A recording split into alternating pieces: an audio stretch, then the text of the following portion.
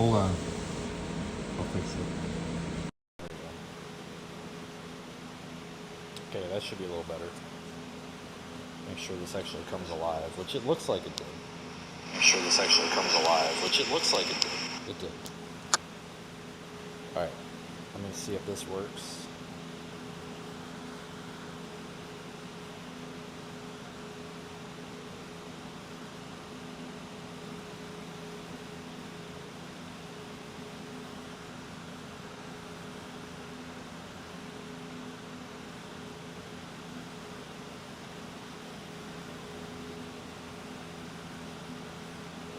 Okay. We'll put this in Radar Omega 2 since it's related, I guess. Why not, right? Sure.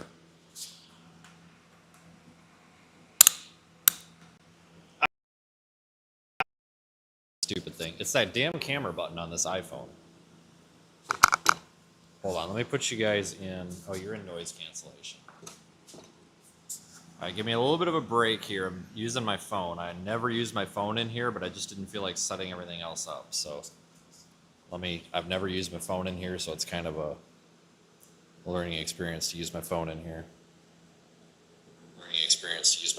Okay, so let me grab my hat so I got something to put my mic on.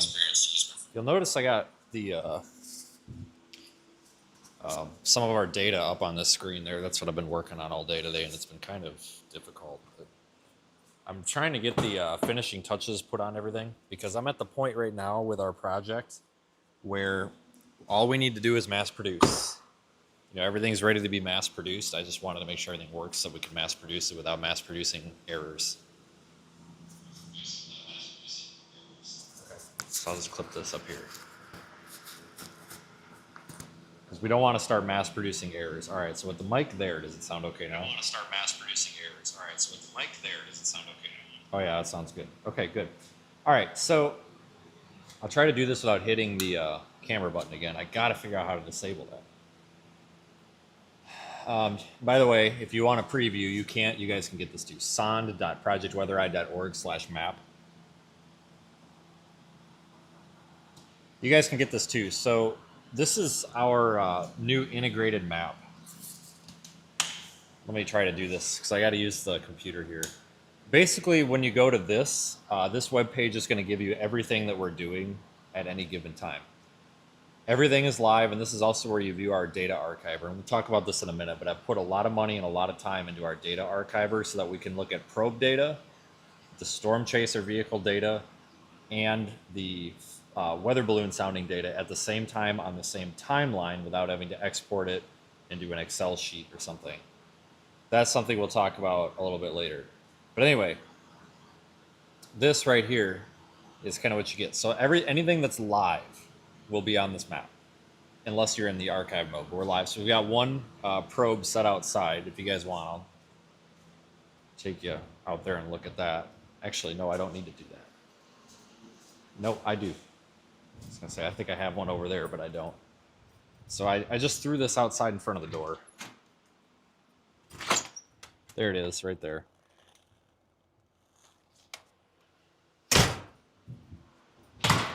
So that thing out there is giving us data every couple of seconds.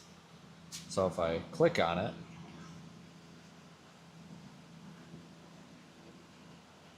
maybe, here we go.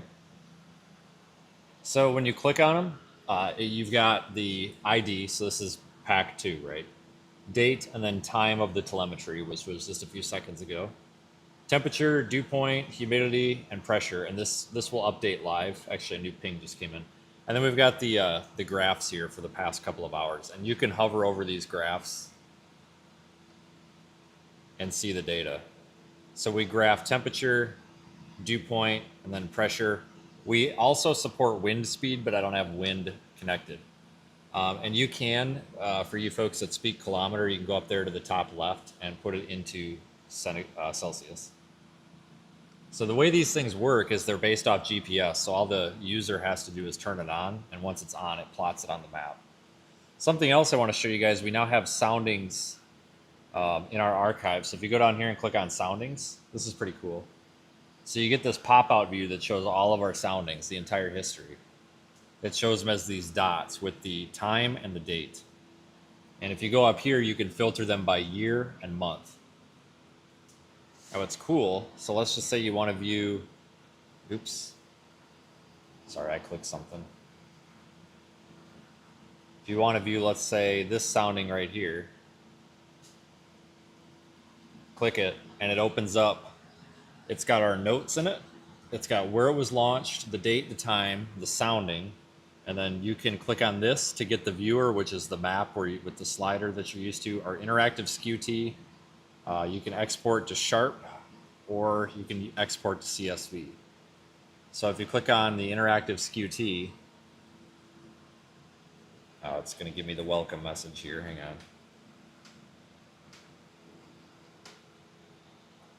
on. One of the things some of you guys might find useful is you can move the parcel temp manually.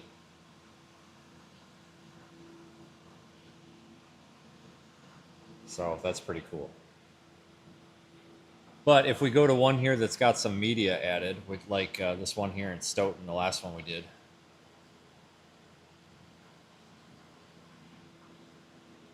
There's our remarks, there's the sounding, and then the media.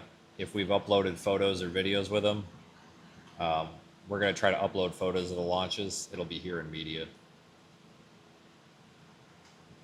And then if you want to compare two of them, let's say you want to compare this one and this one, you go up here to compare. And then it pops them both up. So if we do launches like twice a day from the same location, if you want to compare the air mass, there you go. And then here's where this tool is super useful. Our data archiver.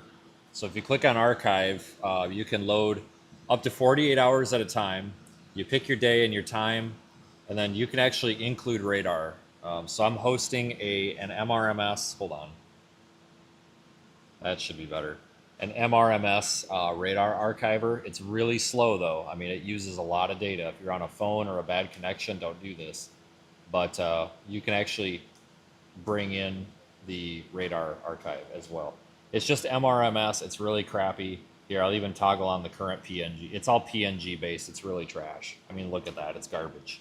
But it's just, until we get something better integrated, like Radar Omega, until we get everything figured out, this is good enough to at least give us an idea, you know, is there a storm going through, whatever.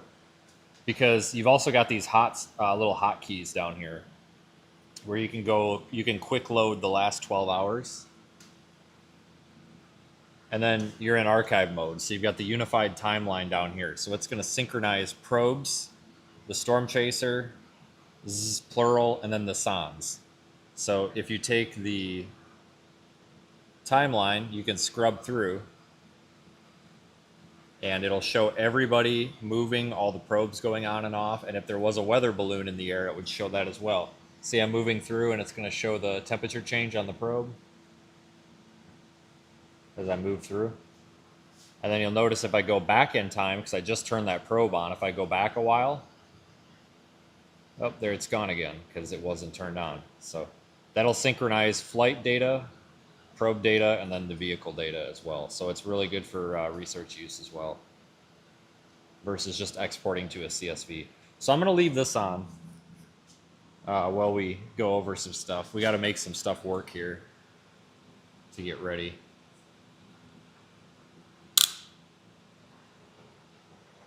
God, I have got to get a different clamp for this phone.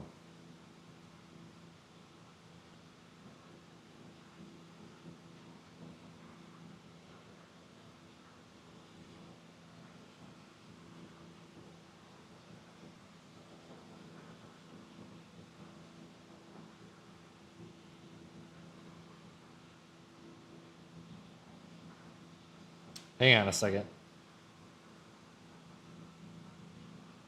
I gotta turn something on.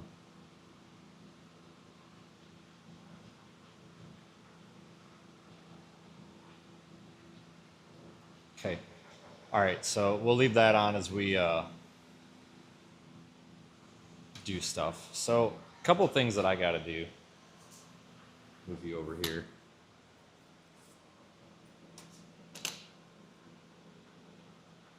So way up there on top of the truck, that white probe right there, that is our, that's, well, mine, technically. That's a temperature, humidity, dew point, pressure sensor.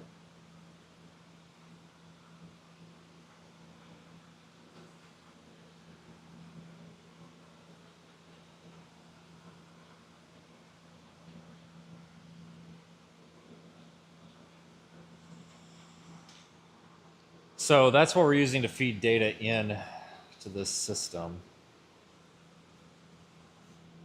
And I really made an oops. So I was in the truck here for some reason. Basically, the brain.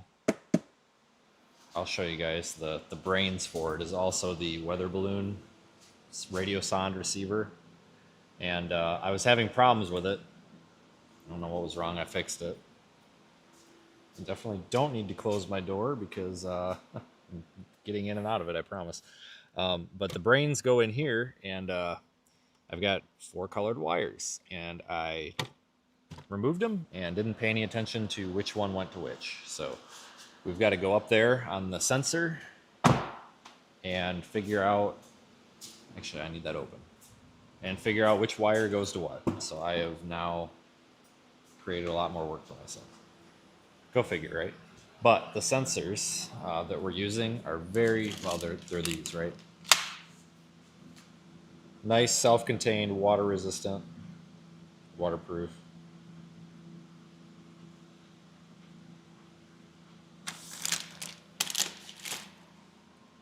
Because the problem with the big cyclone port sensor is I can't mount that on the truck, right? There's just no way to do it. I mean, there is, but not cleanly. So we got to go up there and fix that, and then we've got to get that put back together, I guess. No, they're not hail proof because I'm not going to drive into damaging hail. I mean, the truck's too expensive. So this is our portable receiver. That's actually a probe right there charging. So this is one of our portable radio sonde receivers, sounding receivers. This is pretty crude. This was the first one that I built. And I wasn't, why is this out of focus? This one's really crude. And it was just a concept. The new ones that I made, they have bezels and they're a lot nicer. Push button instead of a rocker switch, but again, very crude. LCD switch, Linux machine, battery, internet, charger, bulkhead, and then software-defined receiver is down there. And then you just put the little tiny antenna on it. Powered on after its boot up cycle. This thing will do what it needs to do. And then it displays the data. So I want every vehicle in the fleet to have one of these because it's a backup. So if something goes wrong with the one that's built into the truck, we have this. And you could plug this into an external antenna. It's just BNC. I used BNC because it's easy and it's kind of idiot-proof. You don't have to worry about people cross-threading it. These little dinky antennas don't work that great, especially without a ground plane. See right there, it's reading out that it's starting. Without a ground plane, they don't work that great, but they do work, you know, maybe 20, 30 miles out. So they work enough to get the full sounding off. If we have to use them, we can use them. They also work great if we need somebody else to receive a sounding that doesn't have dedicated equipment, I guess. So that's that. There's 2 of these that exist. Now that I've got the 3D, they're wanted connected. The 3D printed like bezels and the components, I'm going to make a couple more. This is one of the probes charging, very crude, battery pack, Pi, modem, sensor, GPS, very crude. Meant to be semi-disposable.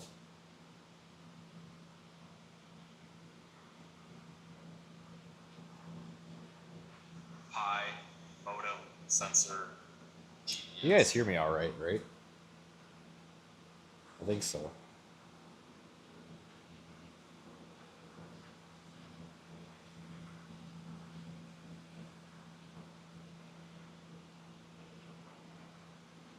Okay.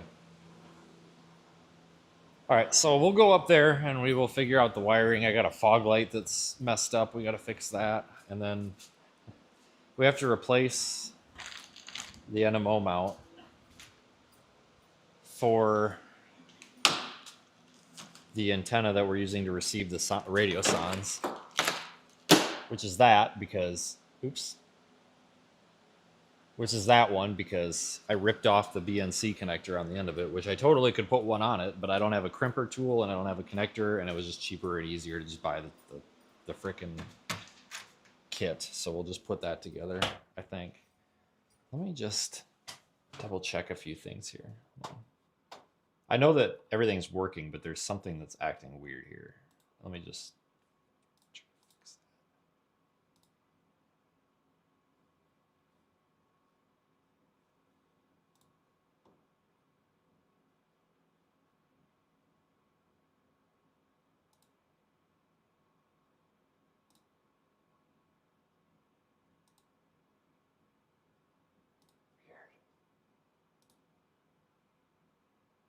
Very weird.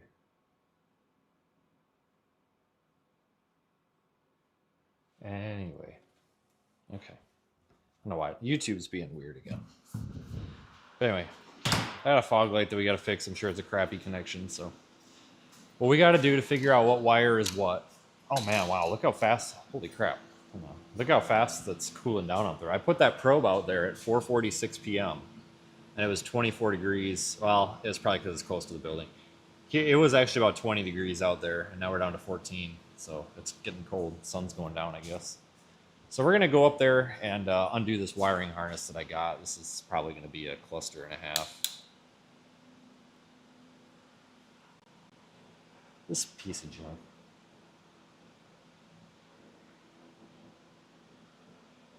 There we go. It's this damn... Here, I'll show you what I'm dealing with. It's this stupid phone, this thing. It's an absolute pile of junk.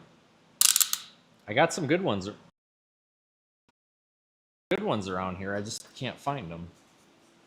And of course, I managed to hit the camera button again there. So if you give me a second, I'll remember how the hell I do this. I know I can raise this thing up like this, and then I can go like this.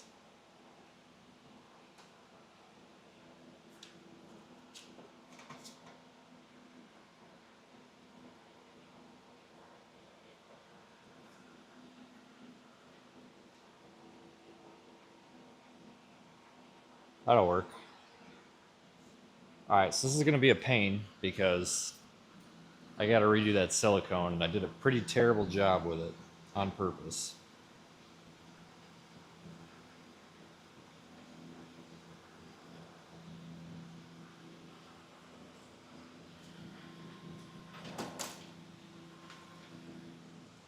So we're going to have to take care of that. Let me get up here. Try not to step on everything. I gotta cut the silicone away. Instead of using like a cable gland or something, it was just easier to route everything into one hole and just let it be. Obviously, this is a nice truck, and we're going to keep it that way. But drilling a hole, technically the proper thing to do would have been to drill a hole for every wiring harness. You're talking 1, 2, 3, 4, 5, 6. I didn't want to pop 6 additional holes, so we drilled one hole that I can easily put a plug in, shoved them all through, and siliconed it. Good enough, right? It's fine. I just didn't want to make Swiss cheese out of the roof, even though that's technically the right way to do it. So I got to cut this silicone out of here. Hopefully comes out easy. Oh yeah, it's peeling right up for us.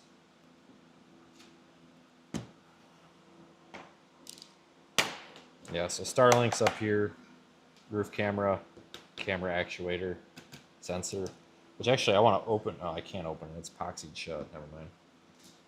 So we have to basically expose the wiring harness that comes off of the probe, or the temperature sensor probe thing, goes into Ethernet like Cat5 cable somewhere around here. So we're gonna have to expose it, figure out which wire goes to which, and then we'll actually write it down this time, and then we will hook it back up to the brain of the operation, basically. I guess. I solved a lot of this by just writing it down. And now to come to think of it, I might not even have to pull this out, because this might actually transition farther down the line here, interior of the vehicle.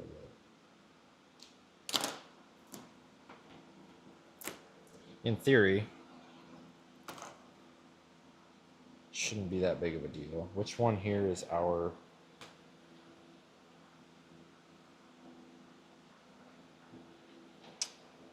probe? What's this one? Yeah, go figure. It transitions to Cat5. Interior of the vehicle, so we didn't even have to do any of that. Oh my god, you're kidding me, right? God, ain't that how it always works? That was dumb. I guess I should have thought about that.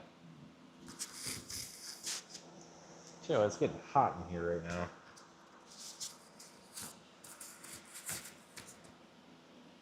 So I need to find the end of my tape. So I just wrapped this all in tape. It's fine.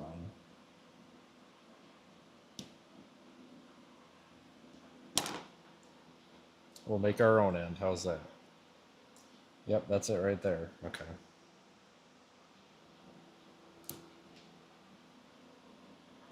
I need to find some sort of end to this.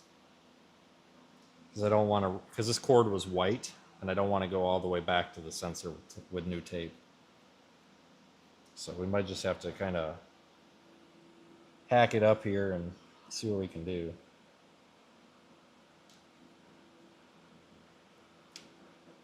Do as nice of a job as I can here. Most of this goes interior of the vehicle and is hidden behind a panel, so I'm not too worried about it.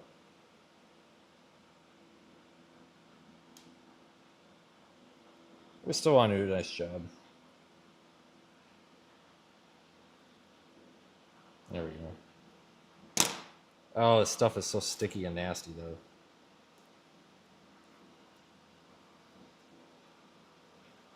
Alright, that should be all we have to expose.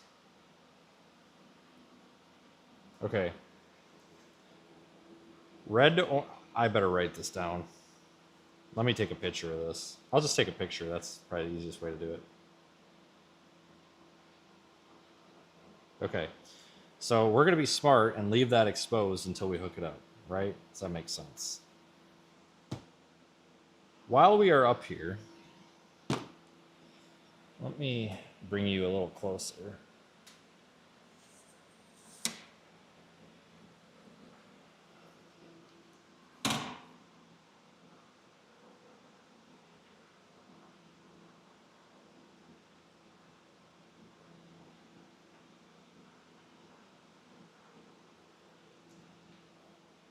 While you're up here, let's install this.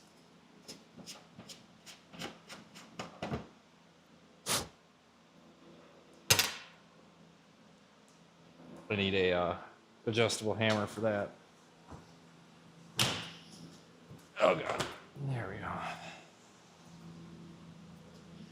Let's see. Right here. Perfect.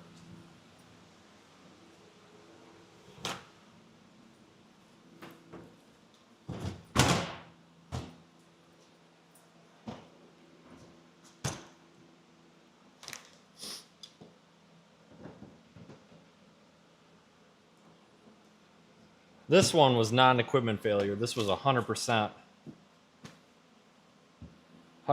my fault. I forgot it was plugged in when I was pulling on something and I yanked the end of the cable off. Whatever, right?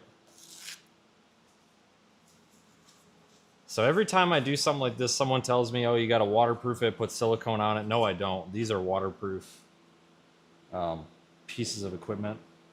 There's an O-ring on it. And there's an O-ring on the bottom of the antenna, so it's sealed. You do not put silicone on these. You will mess them up. So you do not silicone these antenna connector things. It's probably a good thing that I changed this anyway, because the one that was in there had an SMA connector, so I had to go SMA to BNC, or whatever it was. But now we just got BNC on the end. It's a little better. This is a little higher quality one too. So again, I could just put a new connector on the end, but I don't have a crimping tool for that size cable.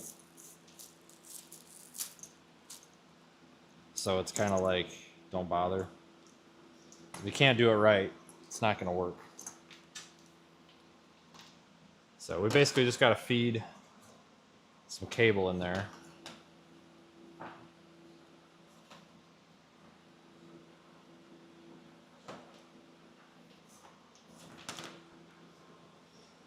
And I'll show you, if this turns into a thing, I'll show you. But I should be able to just reach up and grab it. I don't need to drop the headliner for, yeah, it's right here. Okay, as I say, I could just pull the weather seal and it's right there. So I don't need to drop the headliner. If I needed to drop the headliner for this, I probably would buy a crimping tool, but I don't need to drop the headliner for this one. So we just need to fish this cable through nicely.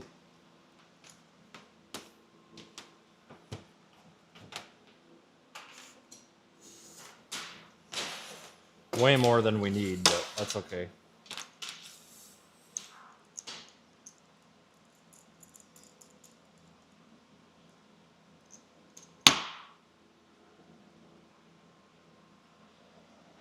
Supposed to put a little bit of grease on these, or some like KY jelly or something, so that they don't bind going in.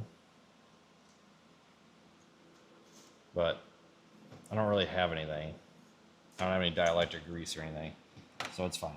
It's just to help it from binding up when you're tightening it, so we'll just be careful.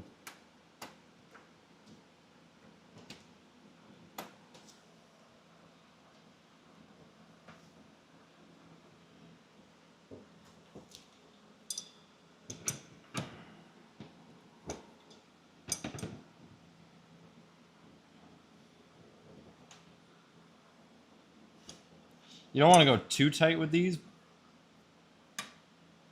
but you have to go tight enough that when you unscrew the antenna, it doesn't just back that off and then it gets stuck in here.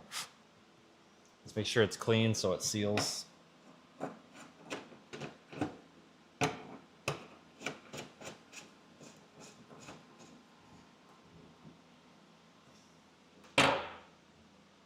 Okay, so that's done. That was easy.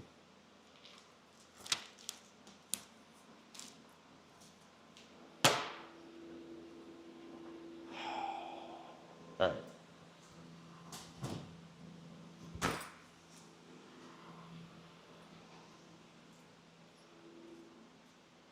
Tell you what, it's nice having this super ginormous tripod thing.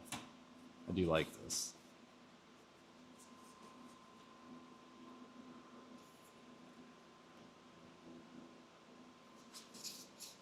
Oh, actually, you know what? I can use this to get you guys right in there. Hang on.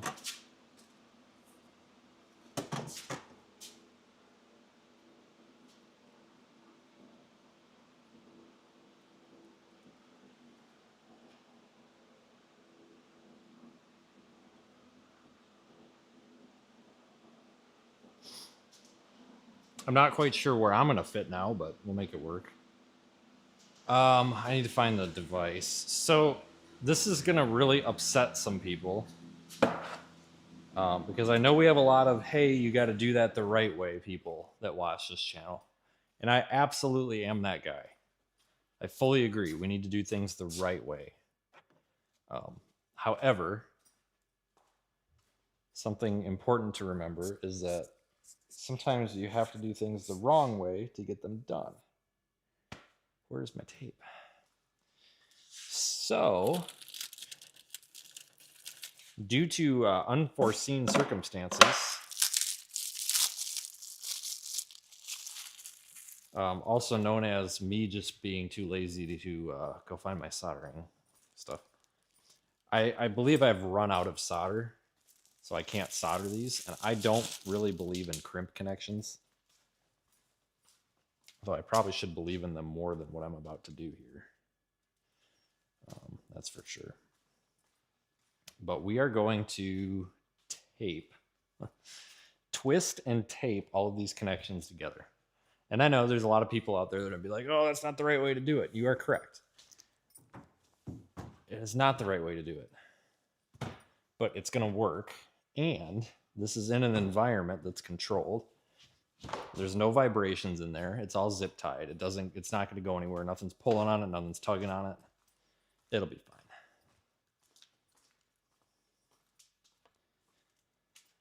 All right, let me figure out how I'm going to get in this thing. Oh, good Lord. Move my light. Not going to be fun.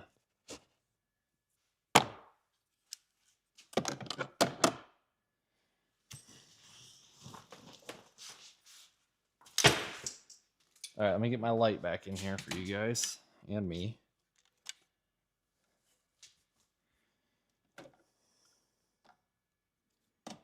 And to make matters worse, we're not even going to use the good tape.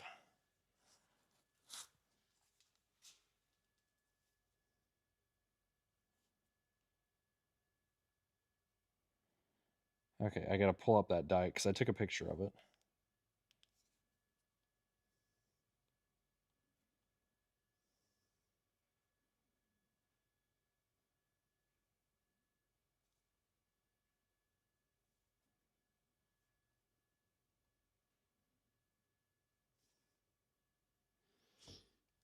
Okay. Sure didn't give myself any room to do this, did I? Okay, so. Ah, shit. That doesn't help me because I don't know the. Oh. That don't do me any good.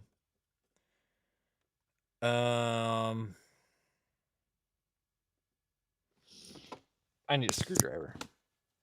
Because I need to know, because I don't know which wire goes to which in this box. But that's okay, because I should have that screwdriver right here, because I just had this taken apart. I don't know why I didn't think to look. Because I think this is why I took this apart initially. And then I forgot why I took it apart, and then I just put it back together. One of those deals.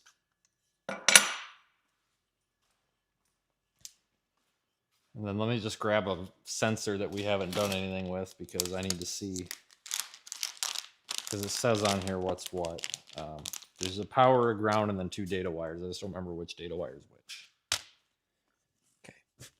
All right, so the power wire is the orange one, so that's going to go to the red. So I know that. So I need to look at my diagram. Red goes to the bright orange. So it's going to be this bright orange one here.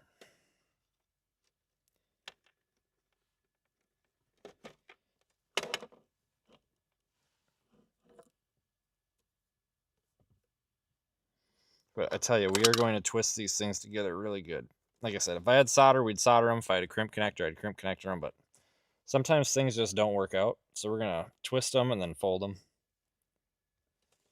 And we're going to nicely cut. Oh, there's my good tape. And nicely cut a piece of tape so that it actually sticks. Maybe not. This freaking blade is just junk. There we go.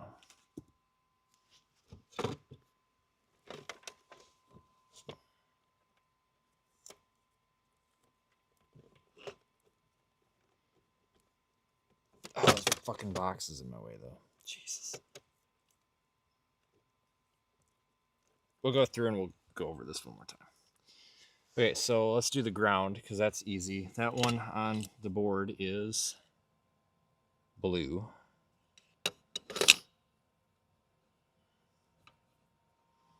So that is the blue one here. So it looks like I tried to keep them relatively standard, which is what I thought, but I wasn't for certain on that.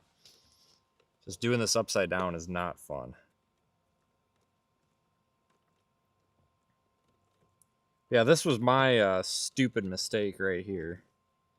Because I pulled on this, not thinking, oh, duh, there's wires connected to it. But now we've got a wiring pin out, so we're good to go.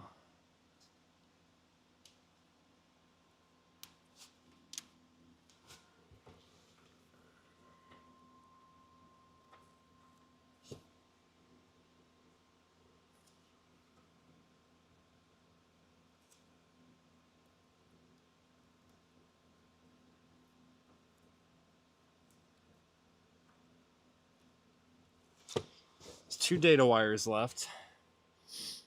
So the yellow one goes into the remaining orange, and the yellow one is the SDA wire. So I gotta look up which one of these is SDA and which one is SCL.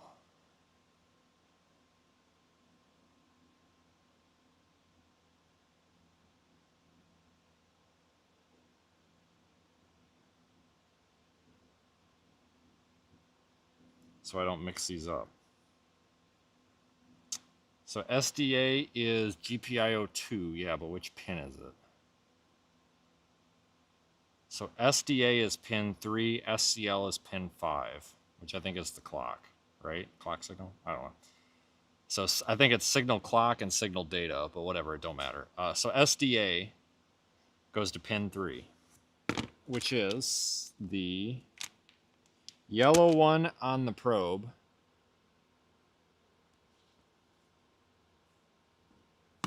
So that's going to this remaining orange one. So that's easy enough. I'm assuming Yep, so I kept those standard here. Okay, good. So that means that we don't even need to pay attention for the last wire, because that last wire, we already know what it's going to be.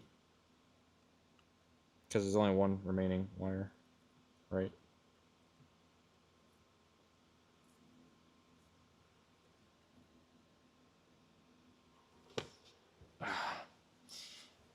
This definitely feels more like a field repair than anything, but I'll take it, man.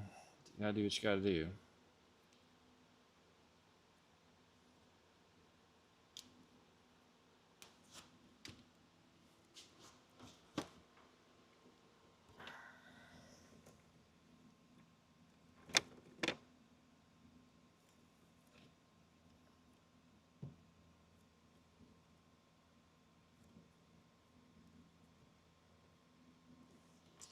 All right, so we've got our clock wire.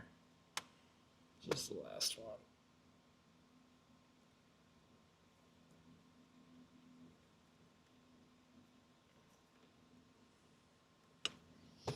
Yeah, make sure these actually have a good connection, though, or you're not going to get data.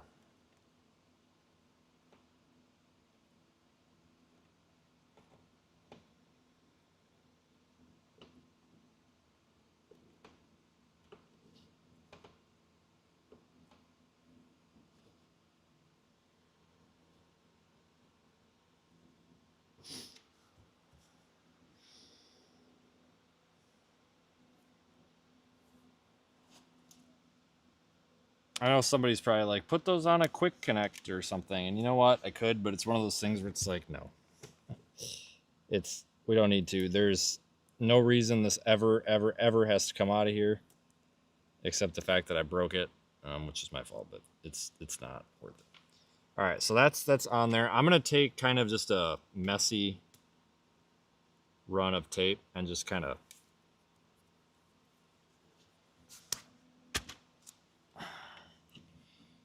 bundle those all together so that we're not tugging on any one of them. I mean, when I taped them, I pulled on them and none of them are coming apart, but I'm just going to kind of loosely wrap them. Not enough that if we have to get in here again, it's a pain, but just enough to kind of keep them together a little bit. All right, so let me grab the rest of that.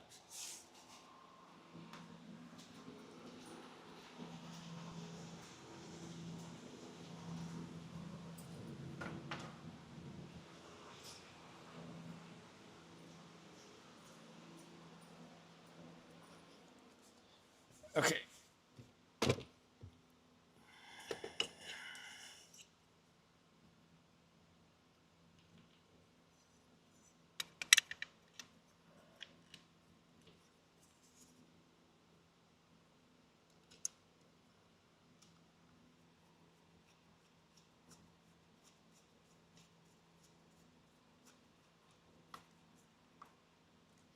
Okay, good.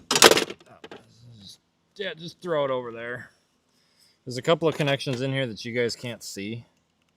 Not that I have a problem. It's like you just physically can't see. But it's basically the SDR, the cellular modem, and then the GPS. Where the hell? How do I plug these in?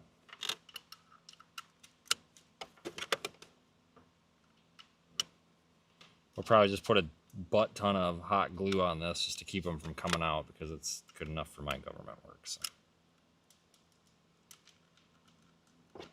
Good enough for government work, man.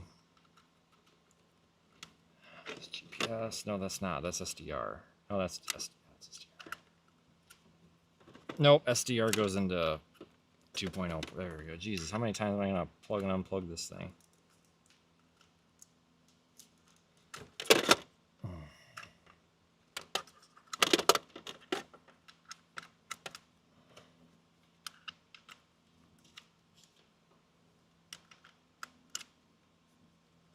God dang it, man. How the hell was I doing this? There's only like one way this... Oh, whatever. We'll just plug that into a 2.0 port. Hope for the best. I'm sure it'll be fine. God, fuck. Just give me a minute, guys. It's just Tetris with cables here. That'll do. And then the cellular modem in here has an external connection on it, so that the antenna is not down under the seat here. We've actually got it, up one of those through the glass antennas. And then the antenna port down here is where this next one that I'm going to pull through is going to plug in, which is the one we're replacing.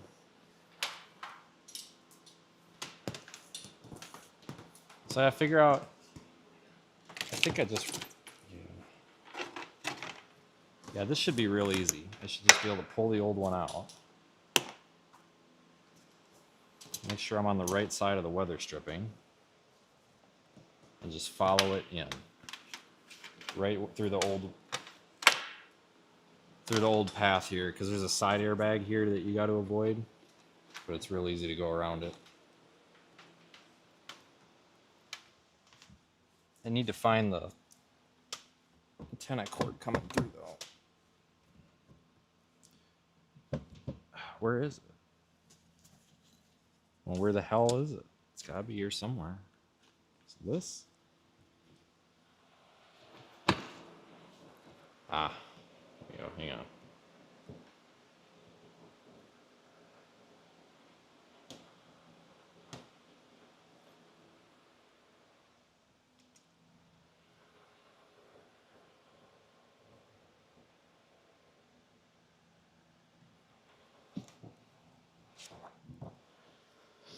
Okay, here it is. It's not connected to anything. The connector's junk. So we're just gonna yank it out of there as hard as we can. Is this it? That's it. I need to cut that, which actually should have a cutters right here.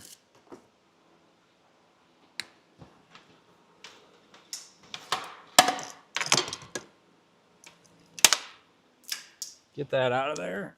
Cut this. No sense in undoing that whole wire spool. Just pull it out. I gotta run this behind the seat. Hang on.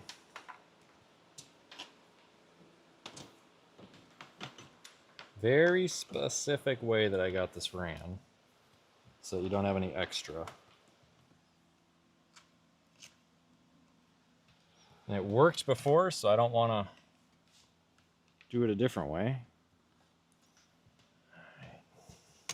Let me grab a... Oh, I got a zip tie right here. Hang on. No, I don't. I gotta go get one.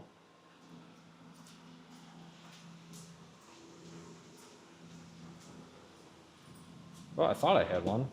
Maybe not. I guess I'll have to use one over here.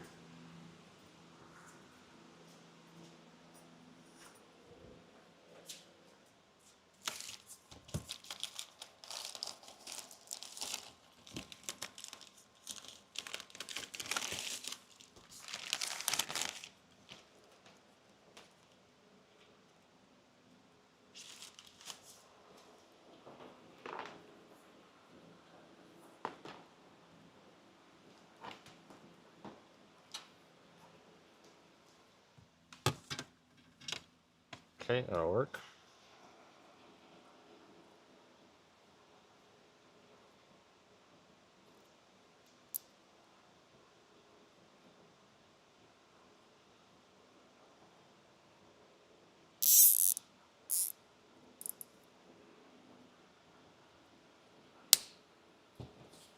All right, that kind of roughly ran. There should be a BNC connector, yeah, right here.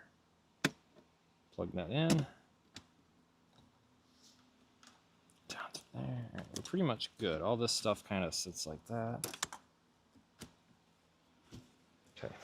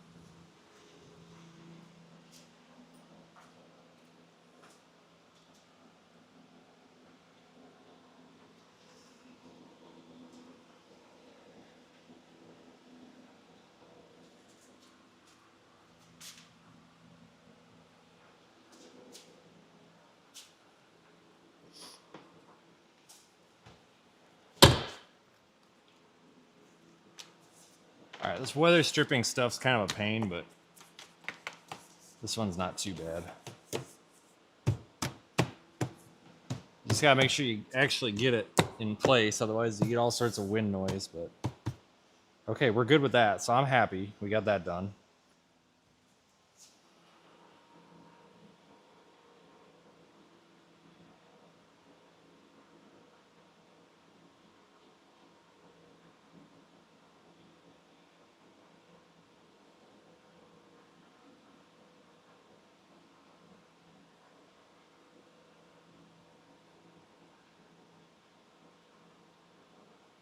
Okay.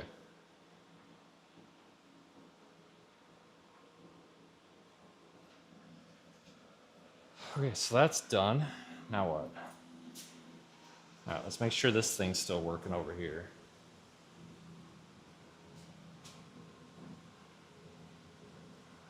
Looks like it is. We already dropped a degree or two.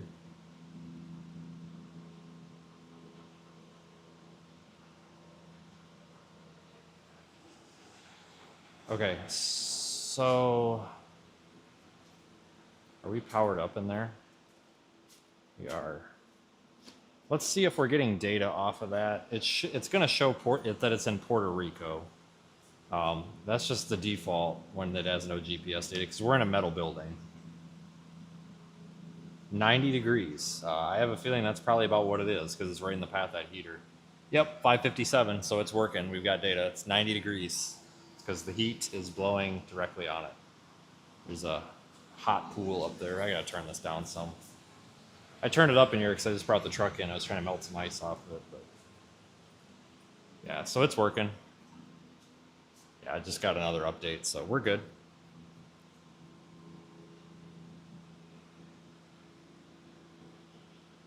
Yep, and it came in again, so it's working great. So perfect. So all that garbage up there. Hold on, let me put you guys back up there again.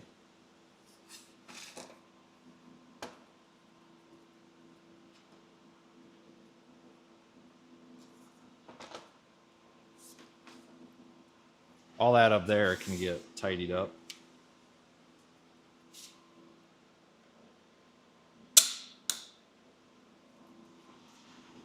So I'm gonna have to. I got Walmart bringing me some silicone.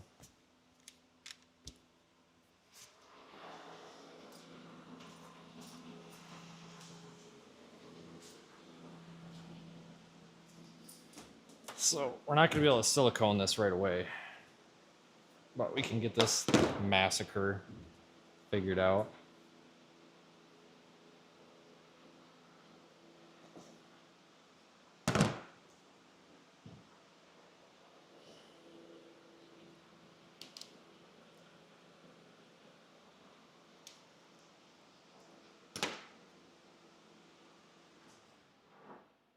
Yeah, man, I drilled plenty of holes in my roof. Drilled many holes in many roofs in my day.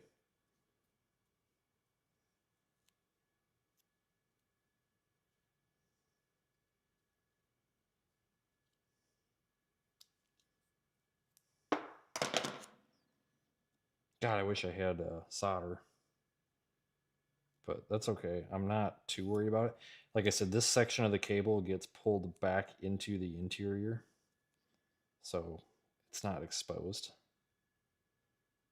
Still want to patch this up.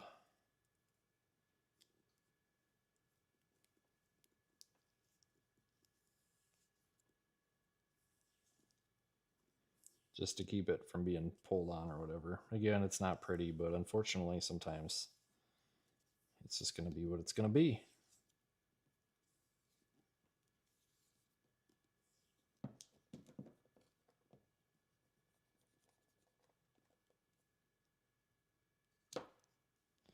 No, I should not have routed my cables through a light. That would be the most hack job way to do it. To drill a hole in the factory brake light or something, that's how you get leaks. That's just a very hack job way to do it. When I spent my life for a year and a half building police vehicles and fire apparatus and stuff and installing emergency equipment, we drilled many holes in many roofs and nothing ever leaked. It does not devalue the vehicle. It's a big myth among the ham radio operators. There you go again, right? That drilling the hole for the antenna is going to devalue the trade-in value, and it does not. Nobody cares if there's a hole in the roof, if it's been plugged. In fact, nobody probably even knows. But we got to get this old silicone off of here, or we are not going to get a seal. That's the problem with siliconing it. You know, the proper way, like I said, would be to use some sort of a cable gland.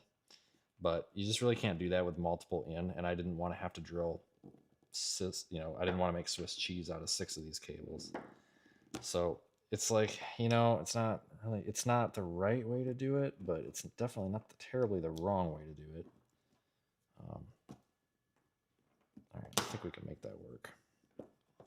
I got most of this silicone off. Shoddy craftsmanship. Yeah, just about as shoddy as your comment there, bud.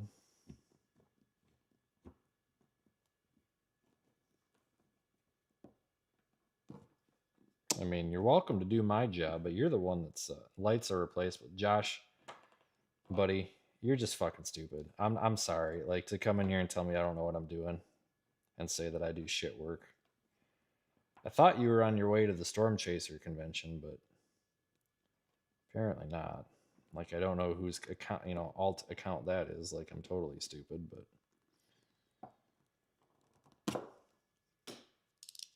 sometimes it's best to just shut your mouth than to insult people on the internet that you are not on the same level of. That's just my thought.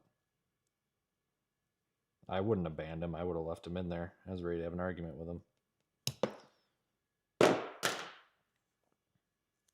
I nicked the jacket on this cable. I'd feel a little better just putting another piece of tape over it so you don't get moisture in there. Oh, yeah. Oh, no. Vince said a bad word. Oh, no. Yeah, right. Exactly. Cry me a river. Like, you guys don't all say them. Of course, my stupid cable clamps here, they're not enough to... They're not big enough for the freaking... all these damn wires, so we're gonna... That's kind of dumb. Actually, I'm going to leave that one open because I'm going to need to get silicone in there.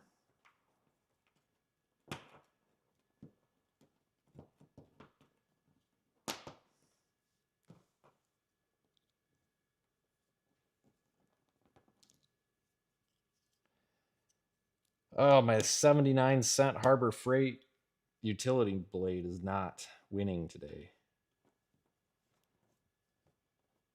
I need a new one.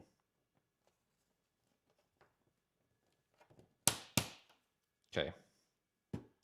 I'll just throw all that on the floor because I'm going to sweep.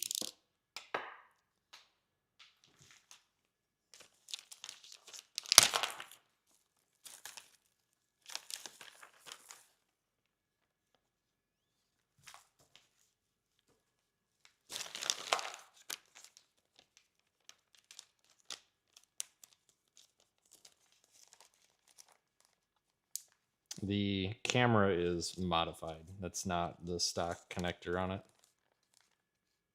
It is not waterproof,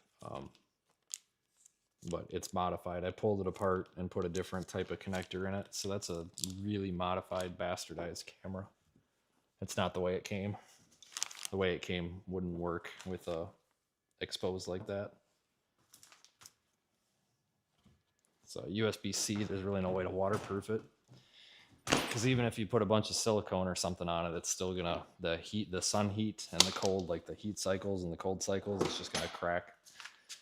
Pretty much any silicone you put on there or whatever you use. Oh, Jesus. And then you got vibrations and shit on top of it.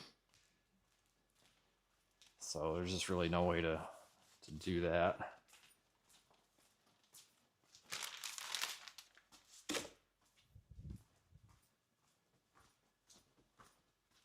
All right, what the heck did I need to grab? What do I got up there? Did I leave my phone up there? No, I think, okay, so we got everything. All right, let me get you guys off.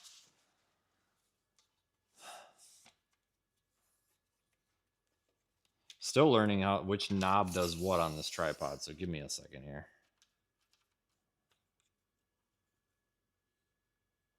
Okay.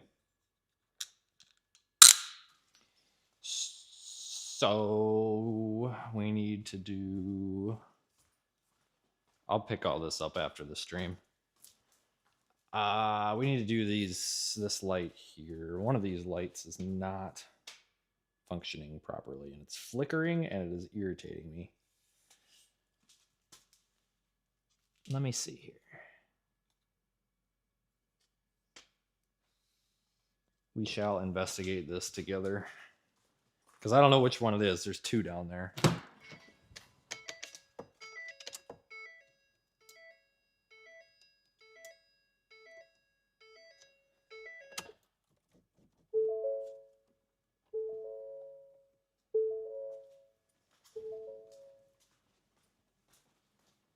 Not sure. Oh, which one is it? Oh, it's the one that's not working. And that one's flickering too. So is it shot or is it the ground? Let me bring the light over. I wonder if the, because they share a ground wire. Actually, they share a positive wire too. It's the same wiring harness. So I wonder if I got a bad connector. It's the factory harness, but it's possible I got a bad connector. See, we had all that ice, and I wonder if all the ice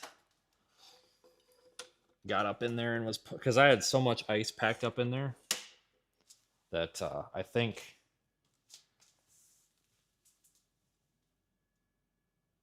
a bunch of it was pulling on the wiring harness. So where's the wiring harness?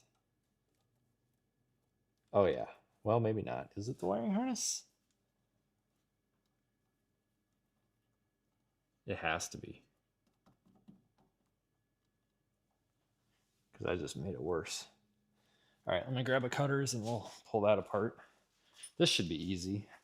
Of course, I don't have soldering iron. I don't have solder. So without solder, we can't really do this right either. But if we tape the living crap out of it, we can hope for the best.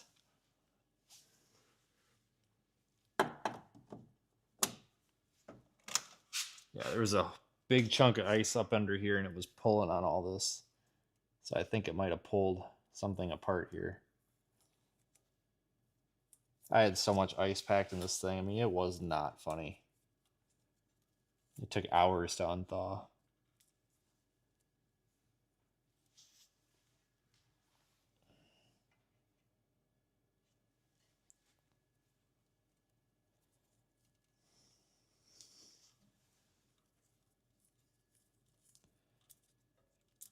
This is just a factory harness, so we just spliced onto it. They're not working at all now, so I wonder if I doubt that they're on a fuse. They're probably on the same fuse as the other side, but I know Ford likes to use a separate fuse for left and right, but I'm 99% sure that the fog lights are on one fuse. I think.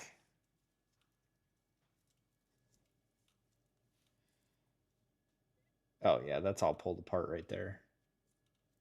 That's almost corroded. I think a little corrosion got in there. Yeah, it did. This should have been heat shrinked, but again, is what it is. I don't have any of that on hand either. So we're going to just do a little better job putting this back together. Let me just strip this wire back and test it. Yeah, okay, it's the wires or the wiring harness. I don't need to expose any more of it. We just strip that one back. It's not actually like corroded or anything. It was just like, I don't know. It's hard to explain. I don't know if you can see it from there, but I'm just gonna strip it with these dikes. I'm not gonna use the wire strippers, or go get the wire strippers. We don't need them.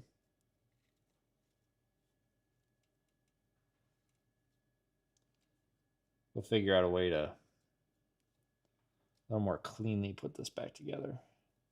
Like I said, solder and heat shrink would be, trying to blind you guys. Solder and heat shrink would be the appropriate way, but again, I don't have solder with me, and I don't have heat shrink either. Actually, no, I don't. Never mind. All right, but the way I got that, we should be able to tape the ever living crap out of it, and it should be fine. Should be.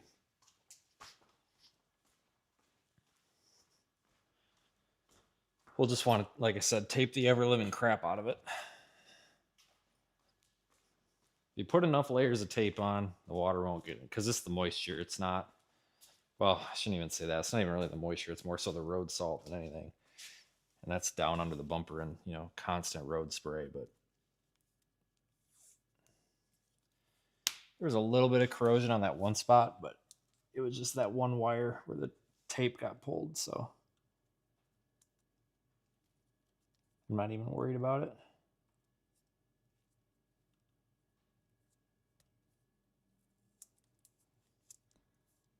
Corroded because it got pulled up.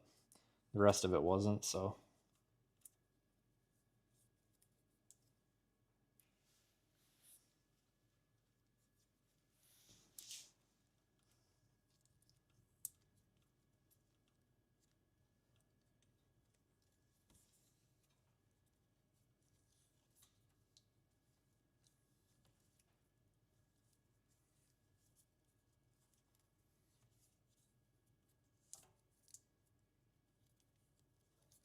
Tape the crap out of this thing.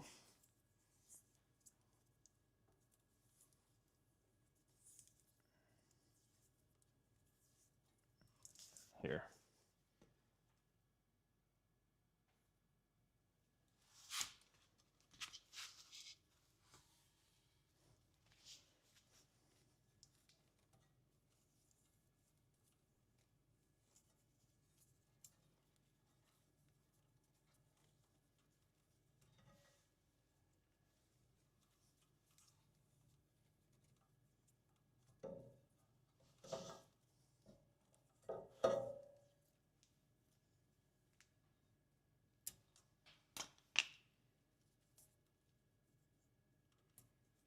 Okay.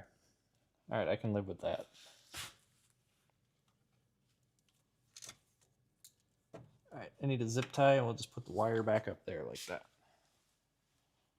That'll be fine.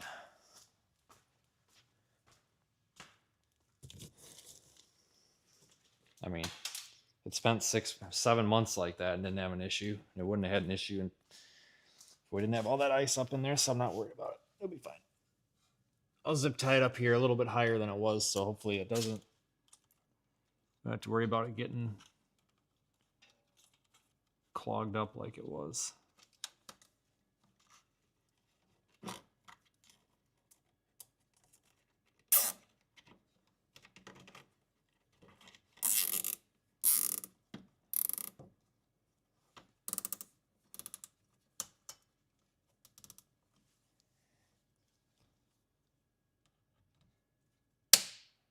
All right, I can deal with that.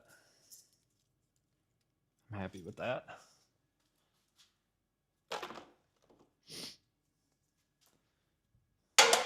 Whoops.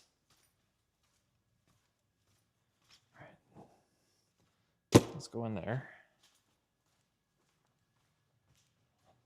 Still got data coming off the truck, so that's good.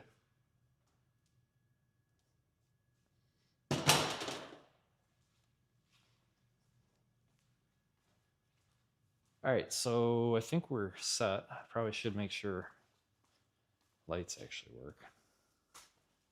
Oh, they do. Okay, we're good. Does this side work? That side works. The other ones work?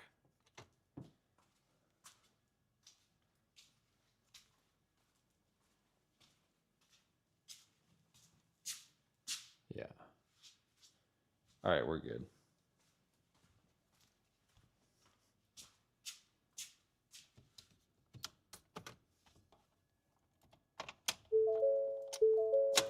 Okay, well, so that's that.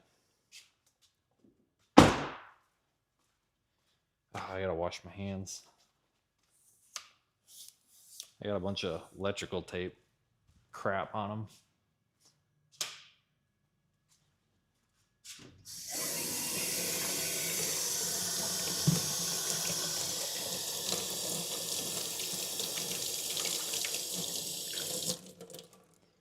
.3M Super 33 or whatever electrical tape leaves a really nasty residue on your hands.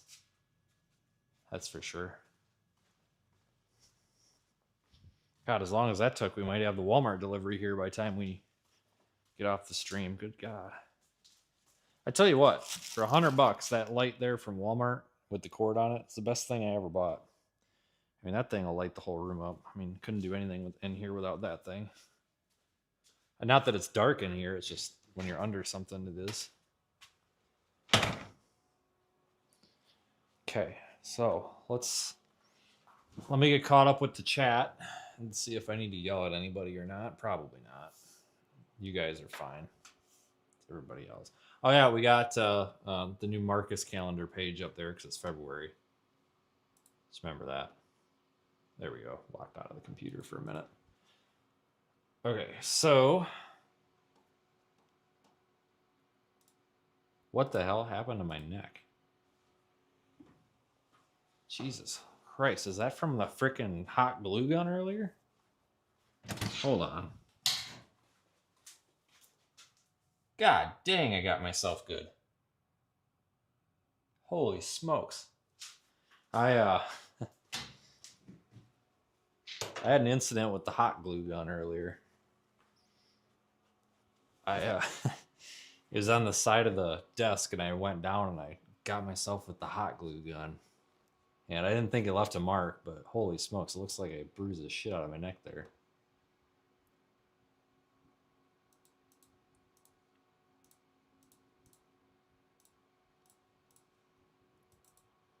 I was more pissed off because I thought I burnt a hole in the carpet, but it's okay. It was just my neck. All right, so let me see here. What do we got?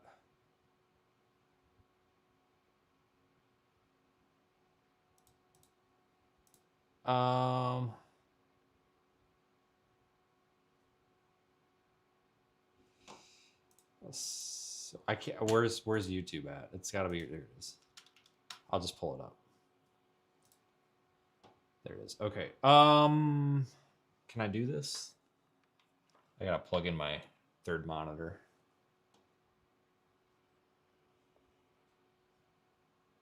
I know what we need.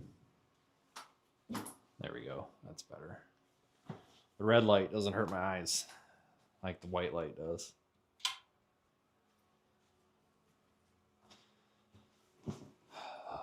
Okay. Let's see how that looks. That work? That works for me. All right. Mic's up there. We're good. Sound still? Sound still? Yeah, we got sound. Yeah, we got. Great. Okay. So let me bring this over here.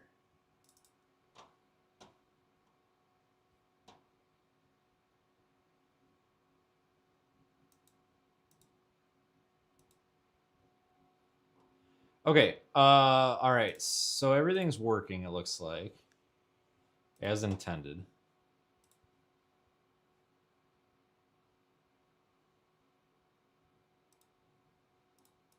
I don't know. You guys got anything for me? Because I'm probably going to order DoorDash and be done. God dang it. Ugh. Freaking Bluetooth mouse is just not. Where is the mouse?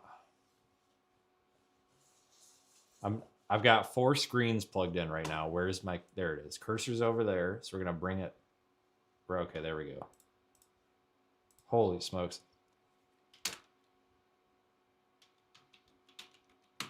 I keep losing the. I keep losing the mouse cursor. So that's. Oops, that's our. So that's our update. So we went over the. I keep losing the. And that doesn't work. Okay, cool. So we went over the probes. Those are working. The truck is working. The SDR is working. I think everything's working. Yeah, I think we're good now. So I think we're in a fully working state now, which is a start.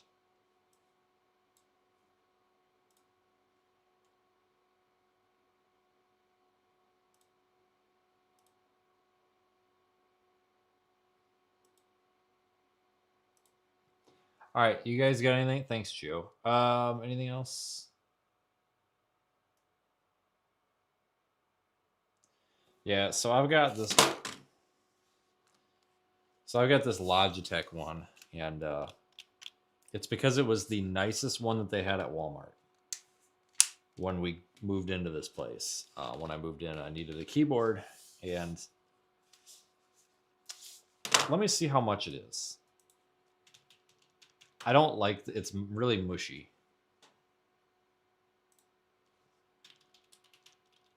I want the Apple keyboard because that one is so much nicer. The Magic keyboard. Yeah, it's $100.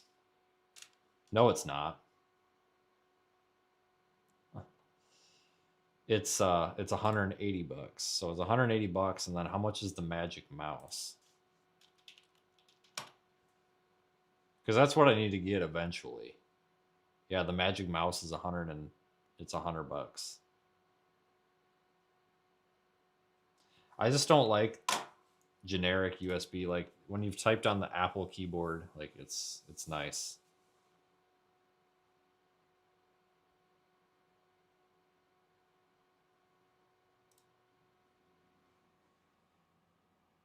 I definitely don't want a wired one, that's for sure.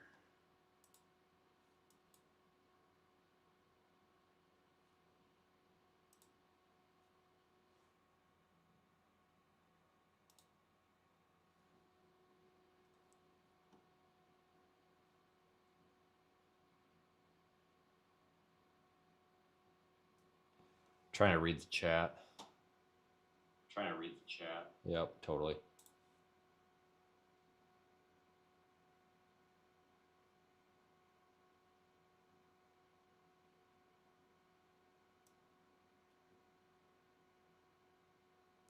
No, so the only way I can work on the computer in here, because I've got a screen here, a screen here, a screen here, and a screen here, and the only way that I can work on the computer when I don't have light coming through the window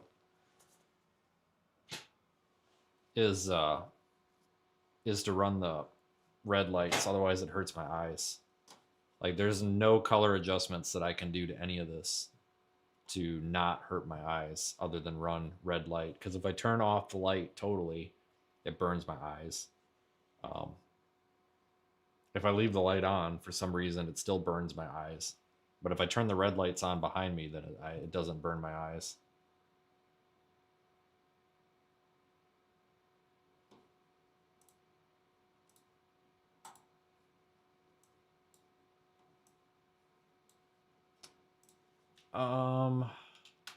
Let me look up the WPC. Is there anything? Not really. God, there's just nothing. I don't think there's anything happening for a couple days, guys. Which is probably good when you think about it.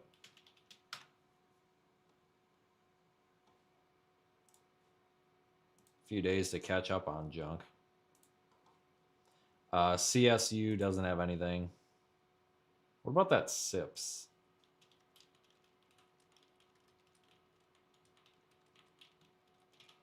That week 1, 2, 3 forecast thing. Where do I find that? Hell, what's that even called? The CFS week, week N computed. Yeah, okay, CFS weekly. There we go.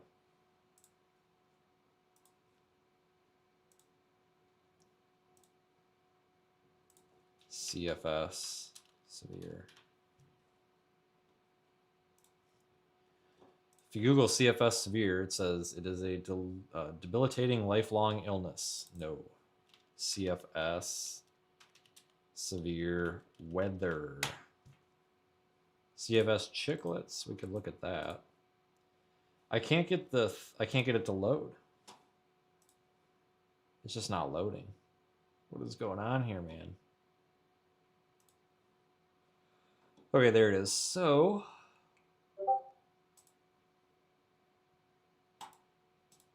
I'll just pull you off of here.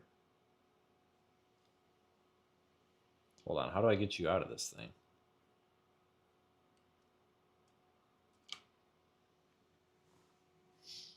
So here it is. So for week 3, this is highlighting the chance potentially of some severe weather in Texas, which is right where we would expect it. If we go over there to the Marcus calendar,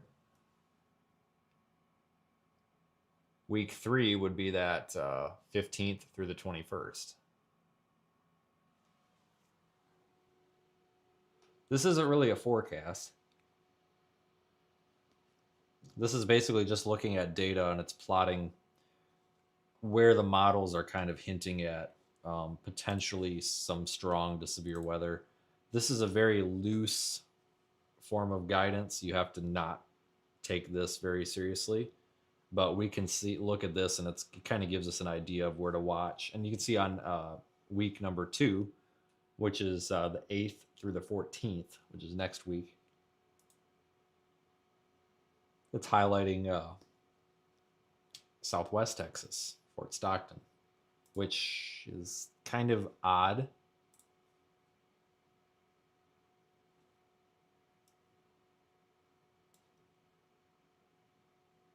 Definitely possible.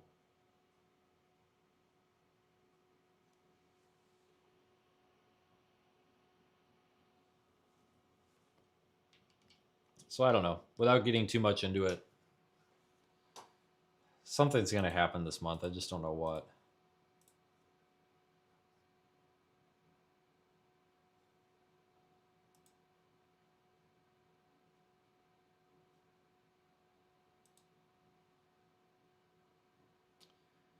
All right, guys. Well, I'll probably go ahead and shut this down there then.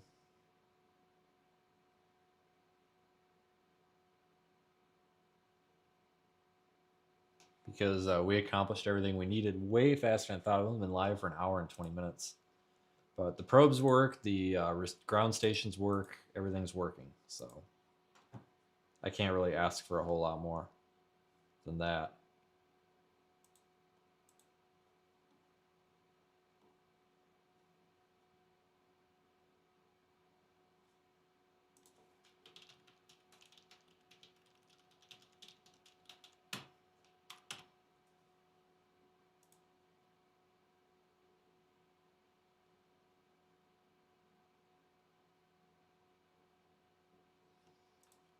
All right, everybody.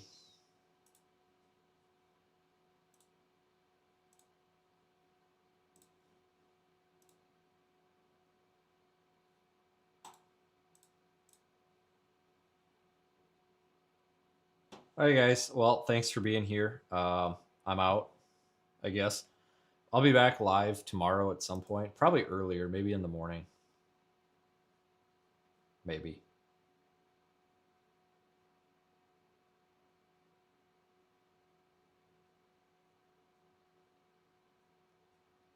So, unless anybody has anything, I will see you guys tomorrow. Thanks for watching.